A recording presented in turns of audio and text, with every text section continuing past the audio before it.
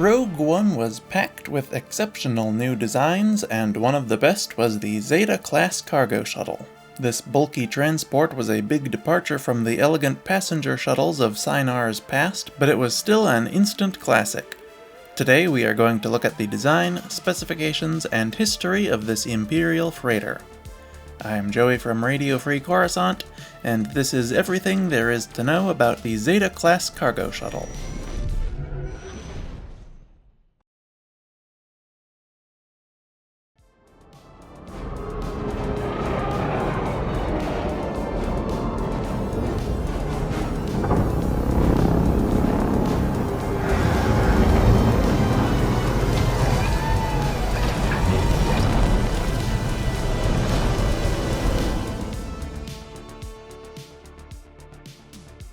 Design. The Zeta-class Heavy Cargo Shuttle was designed by the Telgorn Corporation and manufactured by both Telgorn and Synar Fleet Systems. It was intended for Imperial construction operations and other heavy cargo needs, hauling raw resources to Imperial refineries and building materials and construction equipment to job sites. It was anatomically very similar to most other Synar shuttles, with a main body, a separate head for the cockpit, and large folding wings. It was one of the most different in the Synar shuttle line, though, as it had 4 linked wings instead of just 2 single wings, and no vertical fin. The wings folded vertically for landing and angled downward in flight, a position that bore a remarkable resemblance to a sea turtle or similar creature. These wings held the ship's shield generators and, most importantly, its repulsor lifts, of which it had 20. Its main weapons were also mounted to the wings, with additional weapons on the sides of the cockpit. The Zeta was 2 decks tall. The upper deck held the ship's reactor, engines, and wing-folding mechanisms, albeit without a way to access them from the inside as far as I can tell.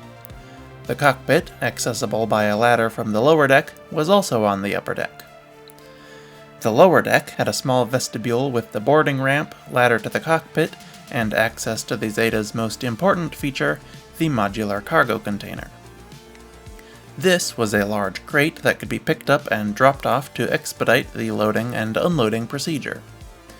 There were several different types of containers for different tasks, such as refrigerated containers, containers for various types of ores and likely fuels as well, and general transportation. Official Imperial procedure required the Zeta class to land to swap containers, but skilled pilots could do so more quickly without landing. Specifications. The Zeta-class Cargo Shuttle measured 35.5 meters long by 9 meters wide and 28.7 meters tall in landing mode, or 23.8 meters wide and 8.8 tall in flight. It could reach a top speed in atmosphere of 700 kilometers per hour and had a Class 3 hyperdrive. It was armed with 2 Tamenback KV-22 heavy laser cannons on its wings, and 3 KX-7 laser cannons on its hull, making it one of the most heavily armed shuttles in the Synar shuttle line. The Zeta required a crew of 2, a pilot and a co-pilot, though it had seating for an engineer or cargo manager for more complicated missions as well. The shuttle's passenger capacity was variable. It could carry at least 1 passenger if there was no third crew member aboard, but more passengers would depend on what kind of container it had attached. Some types could hold passengers, such as workers, to build whatever items the container was carrying. The cargo capacity varied depending on the container attached as well. The Zeta class also carried 2 weeks of consumables. History. The Zeta-class shuttle was in use at least as early as 14 BBY, when the Empire used them to move equipment to and set up facilities on Kashyyyk. Numerous Zetas were also housed at the Remetic System Munitions Depot, Fondor shipyards, Mapuzo mines, and similar facilities across the galaxy. In 5 BBY, several were used to transport Imperial Army equipment and vehicles to Ferrix during the Imperial occupation of the planet. Most famously, though, the Zeta was used by numerous Imperial facilities to transport kyber crystals to power the Death Star's superlaser. Hundreds of Zeta-class shuttles from dozens of classified mines and refineries made regular trips to Scarif to deliver these crucial components. Jedha was the most prominent location, being home to an ancient Jedi holy site with a plentiful source of kyber crystals to mine.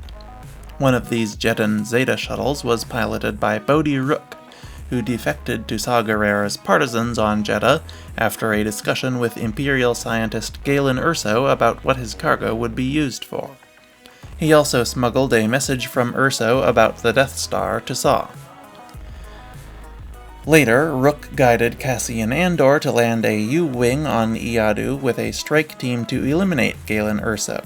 After that mission went awry, the rebels escaped in one of the 5 Zeta-class shuttles that had been posted at the Iadu flight station, SW-0608.